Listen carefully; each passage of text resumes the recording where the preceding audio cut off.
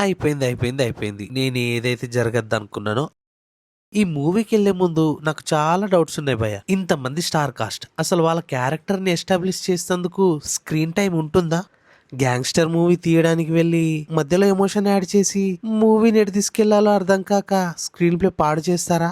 ఈ మూవీలో father and sun కి మధ్య ఫైట్ ఉంటుంది. ఆ ఫైట్ కరెక్ట్ గా మనకి ఎక్కాలంటే దాని వెనకాల ఒక గట్టి ఎమోషన్ ఉండాలి. ఆ ఎమోషన్ ద్వారా పండుతుందా? ఈ వేరే స్టార్ కాస్ట్ అంతా యష్ ని డామినేట్ చేస్తుందా? ఇలా చాలా క్వశ్చన్స్ మూవీకెళ్లే ముందు ఉన్నాయి భయ్య. మరి ఆ క్వశ్చన్స్ మూవీ చూసిన తర్వాత స్ట్రాంగ్ అయ్యాయంటారా లేకపోతే మారాయంటారా? చూద్దాం పదండి. Let start the video. అసలు ఈ మూవీ కథ విషయానికి వస్తే ఒక అక్క ఒక తమ్ముడు. అక్కకున్న కోరిక నెరవేర్చడానికి తమ్ముడు ఏం చేశాడు అనేది కథ. కానీ సెకండ్ హాఫ్ లో కథ మారిపోతుంది భయ్య. సెకండ్ హాఫ్ లో కథ ఫాదర్ కి అండ్ సన్ కి మధ్య కథ జరుగుతుంది. అది ఏం జరిగింది అనేది మనం మూవీ చూసి తెలుసుకోవాలి భయ్య. ఇంకా ఫస్ట్ హాఫ్ భయ్య, హీరో ఒక టార్గెట్ పెట్టుకుంటాడు భయ్య. తన సిస్టర్ కున్న కోరికను నెరవేర్చడానికి తను ఏమైనా చేయడానికి సిద్ధమవుతాడు. కానీ ఇక్కడ ప్రాబ్లం ఏంటంటే ఆ కోరిక నెరవేర్చడానికి జరిగే సిచ్యువేషన్స్ ఏవైతే జరగాలో అవి అస్సలు జరగాయి భయ్య. అంటే కథను ముందుకు తీసుకెళ్లే సిచ్యువేషన్స్ ఒక్కటి కూడా అనిపించదు భయ్య. ఏదో మూవీ ల్యాక్ చేస్తున్న ఫీలింగ్ వస్తుంది. కథలో కియారా అద్వానీ వచ్చిన తర్వాత కొద్దిసేపు ఒక 5 minutes అట్లా ఇంట్రెస్టింగ్ అనిపిస్తుంది.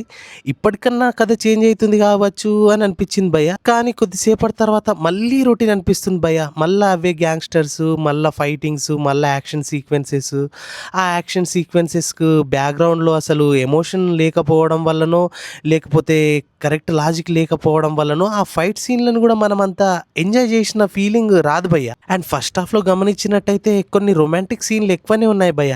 అంటే మరీ ఇబ్బందిగా ఏం లేవు కానీ బానే ఉన్నాయి. ఫస్ట్ హాఫ్ లో గ్యాంగ్స్టర్ డాటర్ తోటి అండ్ మన కియారా తోటి ఏదో చిన్న డ్రామా క్రియేట్ చేస్తున్న ఫీలింగ్ వస్తుంది కానీ ఆ డ్రామా కరెక్ట్ గా క్రియేట్ అయినట్టు అనిపించదు భయ్య. ఎందుకనంటే అసలు ఈ మూవీలో ఏ క్యారెక్టర్ కి కూడా మనం ఎమోషనల్ గా అంత కనెక్ట్ అవ్వలేం భయ్య. స్టార్టింగ్ నుంచి ఎండింగ్ వరకు నయనతార అండ్ యష్ మధ్య సీన్స్ అనేటివి బానే ఉంటాయి కానీ ఎందుకో వాళ్ళ క్యారెక్టర్స్ కి బ్యాక్గ్రౌండ్ స్టోరీ అనేది అంత ఎమోషనల్ గా లేకపోవడం వల్ల, వాళ్ళ కథకి ఎక్కువ స్పేస్ ఇవ్వకపోవడం వల్లనో ఏంటో గానీ వాళ్ళని ఎమోషనల్ గా కనెక్ట్ కాలేం భయ్య. ఇంటర్వెల్ కి మధ్య అన్ని డాట్స్ ని ఒక ప్లేస్ లో కనెక్ట్ చేసినట్టు అనిపిస్తుంది భయ్య. ఆ డాట్స్ సెకండ్ హాఫ్ కి స్టోరీ ఎటు వెళ్తుంది అనే ఒక కన్ఫ్యూజన్ లో పాడేస్తాయి గానీ ఆ ఇంపాక్ట్ అంతా ఇవ్వలే భయ్య.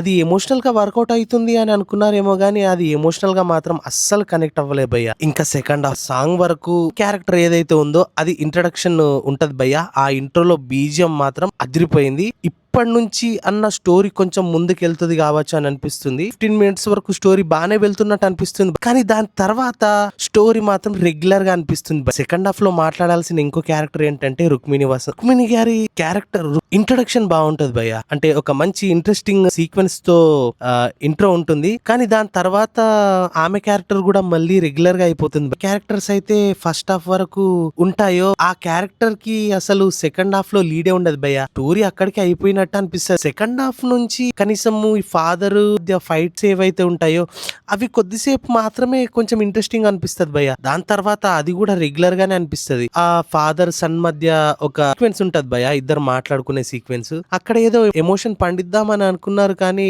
అది కూడా సరిగ్గా వర్కౌట్ కాలేదు భయ్య. అడవిలో ఒక ఫైట్ సీక్వెన్స్ ఉంటది, అది మాత్రం మనకు కొంచెం ఇంట్రెస్టింగ్ అనిపిస్తుంది. మూవీ మొత్తంలో నాకు నచ్చిన పాయింట్స్ ఏమన్నా ఉన్నాయంటే అందులో ఈ ఫైట్ సీక్వెన్స్ ఒకటి భయ్య. ఇంకా క్లైమాక్స్, ఆ క్లైమాక్స్ కి అయితే నిజంగా చెప్తున్నా నాకు అస్సలు ఎక్కలే భయ్య.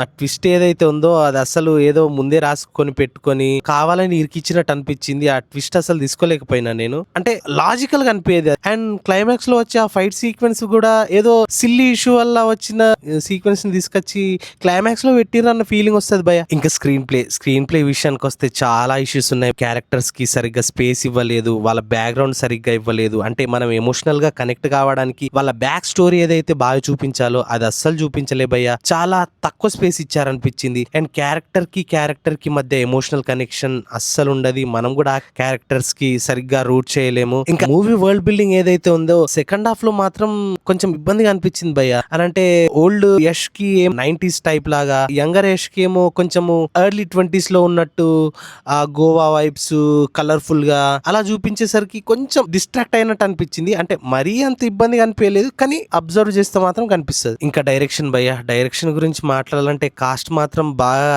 పెద్ద కాస్ట్ తీసుకున్నారు, కానీ వాళ్ళకి తగ్గ క్యారెక్టర్స్ అండ్ ఎమోషనల్ కనెక్షన్ కి తగ్గ సీన్లు రాసినట్టు అయితే అనిపించలేదు భయ్య. Gangster style of world building style దాని మీద పెట్టిన ఫోకస్ ఏదైతే ఉందో కొంచెం క్యారెక్టర్స్ మీద అండ్ ఆ ఎమోషన్ మీద బ్యాక్గ్రౌండ్ మీద వర్కౌట్ చేస్తుంటే ఇంకా బాగుండేమో అన్న ఫీలింగ్ వచ్చింది భయ్య. ఇంకా క్యారెక్టర్స్ గురించి మాట్లాడినట్లయితే యష్ చాలా బాగా చేశాడు భయ్య. ముఖ్యంగా సెకండ్ క్యారెక్టర్ ఏదైతే ఉందో అది మాత్రం చాలా బాగా చేశారు. అండ్ నయనతార గారి క్యారెక్టర్ కూడా ఏమవుతుందో అనుకున్నాను, కానీ ఆమెకు తగ్గ క్యారెక్టర్ రాశారు భయ్య. ఇంకా కియారా అద్వానీ గారి క్యారెక్టర్ గురించి మాట్లాడినట్టయితే క్యారెక్టర్ ఇంపార్టెంట్ క్యారెక్టరే, కానీ దానికి తగ్గ సీక్వెన్సెస్ ఎమోషనల్ కనెక్షన్ అనేది సరిగ్గా రాసుకోలేకపోయారనిపించింది భయ్య. దాని వల్ల సెకండ్ హాఫ్ లో వచ్చే ఆ ఫాదర్ అండ్ సన్ ఎమోషన్ కూడా వర్కౌట్ కానట్టు అనిపించింది. రుక్మిణి వసంత్ గారి క్యారెక్టర్ కూడా ఓకే, కథని ముందుకు తీసుకెళ్లే క్యారెక్టర్ అయితే కాదు, కానీ ఇంట్రో బాగుంది అంతే అనిపించింది భయ్య. అండ్ హ్యూమా ఖురేషి గారి క్యారెక్టర్ కూడా ఓకే, ఫస్ట్ హాఫ్ లో ఒక 2 సీన్లు తప్ప మిగతా ఏం అంత ఇంపాక్ట్ ఉన్నట్టు అనిపించలే భయ్య. ఇంకా మ్యూజిక్ భయ్య, ఈ మూవీకి 3 మ్యూజిక్ డైరెక్టర్లు పనిచేశారు భయ్య. ఈ మూవీ మ్యూజిక్ గురించి మాట్లాడినట్టయితే 2 టైప్స్ గా డివైడ్ చేయాలి భయ్య. ఫస్ట్ అయితే ఒకటి songs, second background music. Background music అయితే ఈ మూవీలో బాగుంది భయ్య, ఆ వరల్డ్ బిల్డింగ్ కి తగ్గట్టు బాగుంది. అండ్ సెకండ్ క్యారెక్టర్ కి కొట్టిన బీజియం అయితే ఏదైతే ఉందో సెకండ్ హాఫ్ లో వచ్చే ప్రతి ఒక్క బీజియం బాగా అనిపించింది భయ్య. కాకపోతే ఒక క్యారెక్టర్ కి మనం కనెక్ట్ అవ్వాలి అని అంటే మనకు సాంగ్స్ చాలా ఇంపార్టెంట్ భయ్య. ఆ సాంగ్స్ ఈ మూవీలో అంత ఎక్కలే భయ్య. ఏదో అసలు సాంగ్స్ విన్నంత సేపు ఇది ఎందుకు వచ్చింది సాంగ్ అన్న ఫీలింగ్ వస్తుంది, కానీ వినాలి అని గాని చూడాలి అని గాని అన్న ఫీలింగ్ రాదు భయ్య. మొత్తానికి ఈ మూవీ నచ్చిందా లేదా అని అంటే డిసప్పాయింట్ చేసిందనే చెప్పాలి భయ్య. నేనిచ్చే రేటింగ్స్ అయితే 5కి 2.5 భయ్య. ఎన్ని రోజుల నుంచి ఎదురు చూస్తున్న ఈ మూవీ మొత్తానికైతే డిసప్పాయింట్ చేసిందని అనుకోవాలి. ఇంతకీ మా ఇన్డెప్త్ రివ్యూ ఎలా అనిపించిందో కామెంట్ చేసి చెప్పండి భయ్య. అండ్ ప్లీజ్ పొద్దున్నే లేచి 5 గంటల షోకి వెళ్ళి మూవీ చూసి రివ్యూ ఇవ్వడానికి ఇంత కష్టపడ్డ భయ్య, ప్లీజ్ ఛానల్ ని సబ్స్క్రైబ్ చేసుకోండి భయ్య.